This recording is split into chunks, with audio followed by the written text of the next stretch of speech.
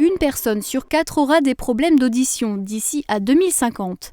C'est ce qu'annonce l'OMS dans un récent rapport. Lucille Fèvre, audioprothésiste, nous explique les raisons de ce chiffre, en apparence alarmant. Comme on appareille les gens aussi de plus en plus tôt et de façon plus précoce, qu'on est aussi mieux au niveau des dépistages néonatals, forcément on va avoir plus de malentendants, mais peut-être pas forcément plus qu'aujourd'hui. On en trouvera plus parce qu'on est plus dans le diagnostic et dans le dépistage. Plus de dépistage, mais pas encore suffisamment. Une enquête IFOP menée en février 2021 montre que l'audition n'est pas un essentiel de santé pour les Français. C'est la 24e journée nationale de l'audition, alors que ça fait quand même beaucoup d'années que les appareils auditifs existent.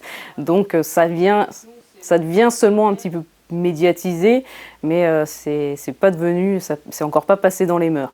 Manque d'informations, stéréotypes, les déficiences auditives sont trop souvent minimisées. Répéter 15 fois la même phrase, ça ne va pas les gêner. Par contre, porter un appareil auditif que personne ne verra, ne pas faire répéter, ça c'est plus gênant. Pourtant, à un stade élevé, le manque d'audition peut mener à des problèmes de santé bien plus graves. Il y a des démences séniles qui s'accentuaient ou des maladies d'Alzheimer de par le manque d'audition parce que le cerveau du coup n'est plus stimulé non plus au niveau de l'audition. Et puis il y a des gens qui sont dépressifs. Les oreilles, ça se surveille. Lucille recommande un dépistage régulier dès 35 ans.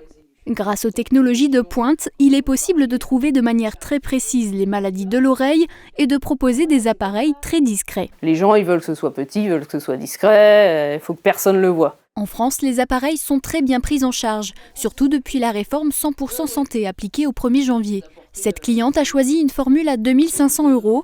Elle sera entièrement remboursée. Les problèmes d'audition concernent de plus en plus de jeunes entre 18 et 25 ans, en cause l'utilisation accrue de casques et écouteurs.